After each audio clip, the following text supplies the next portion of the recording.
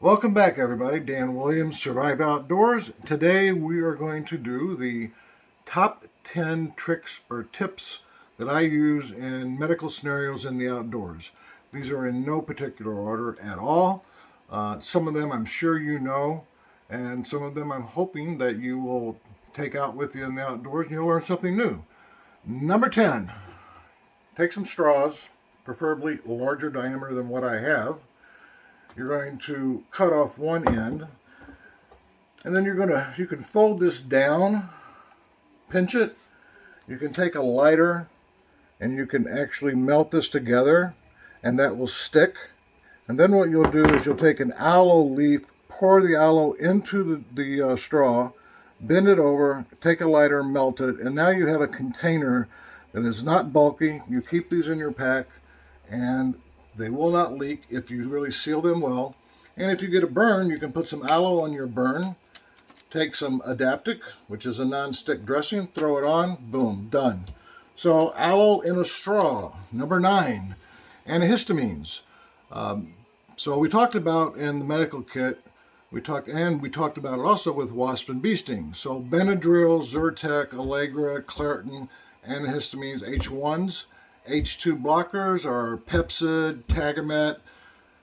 So you can take, in case of an allergic reaction in the outdoors, a bee sting, Pepcid. These are 10 milligram tablets. You can take 2 of these, 20 milligram tablets with Benadryl, with your Zyrtec, or with your Allegra, or with your Claritin.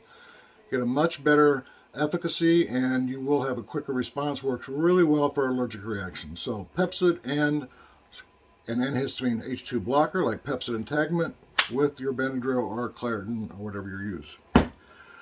Duct tape closure.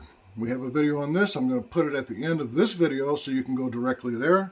So you always carry your duct tape if you have a wound, and I show you specifically on an open wound on my leg. I'm glad I don't do that again. And we are going to close it with duct tape. So it's a real quick video, and it should help you. Always carry your duct tape with you. You're with someone on the trail, they talk a lot, works great to gag them. Ziploc irrigation. You don't need a 60cc syringe, it's bulky.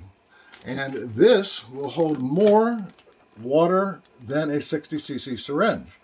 You take this filled up with water, cut a very tiny hole, snip it off the end of the bag, and you squeeze it, and you will have beautiful irrigation. Also, it doubles. You can carry keep somewhat organized, keep a lot of your medical supplies in your plastic bag. I don't carry a thermometer. One of the tips and tricks is for every degree your temperature goes up, your pulse rate goes up by about, on average, 10 beats per minute. In order for this to work, you need to know about what your baseline temperature, or baseline pulse is. So, your baseline pulse is 80, and all of a sudden you find yourself at 120 when you're at rest, well then clearly you have a temperature and you feel hot, and you get a rough idea what your temperature is without using a thermometer. Next, safety pin. These can be used for a couple things. So one of the things these are great for is you sprain your elbow, you're afraid you fractured your wrist, you've splinted your wrist. You can take your safety pin and you can basically safety pin your arm to your jacket or to whatever. Difficult to do with one hand. And now you have a sling. Works great. The other thing that I would use this for, you're stacking your campfire logs, and then you accidentally drop one on your finger, and it's called a subungual hematoma. A lot of contractors, carpenters, laborers, everyone gets these. You slam your finger in the door, you get blood under your fingernail. Hurts like hell, right?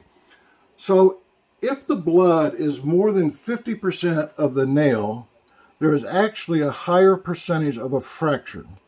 But it's throbbing, it hurts. You take your safety pin, you heat that up, for a long time till it's glowing red. You find the strength in your body and you run that through your nail. When you do that, you'll express the blood and you will have immediate pain relief. It works like a charm, and it's better than a Black & Decker drill like some of my patients have done, and safer also. So that's a safety net. Benadryl, liquid Benadryl. We talked about it in one of the previous videos. Great anesthesia. Put this on a 4x4, 2x2. Works fantastic to numb the wound, wrap it, and it'll anesthetize any laceration. Works really good. Tylenol and ibuprofen being taken at the same time. Last year, they came out with the ibuprofen Tylenol combination, and we've been talking this for quite a long time. You can take 400 milligrams of ibuprofen, 1,000 of Tylenol. You can take that at the same time. It's a great pain reliever. However, word of caution, ibuprofen with asthmatics. You can precipitate an asthma attack with taking ibuprofen. Be aware of that. Also, if you have hypertension, word of caution using ibuprofen, or if you have an aspirin allergy, not advised to take ibuprofen. It's the other little trick, and you're part of you go, oh my gosh, that's a no-brainer. If you're with someone and you're unsure if they're short of breath, and they talk, well, I'm not really, well, sure. If they can't complete a full sentence well, they're clearly short of breath. A lot of times I ask my patients to repeat after me, all good men will come to the aid of their country. That fast. Say that to me. All good men will come to the aid. So yes, it's a no-brainer. If they can't speak in a full sentence, they're short of breath. What's going on? Do they have COPD? Do they have a pulmonary embolism? Just a little trick. Yes, it's common sense, but be aware of that when you're with someone on a camping trip. And number one, I've got a lot of comments because people didn't know this. Afrin. It is great to stop bleeding. It has oxymetazoline in it, and that will work really well to slow down bleeding on any cut. Again, sometimes I spray it right in the wound. Sometimes I use this on a 4x4.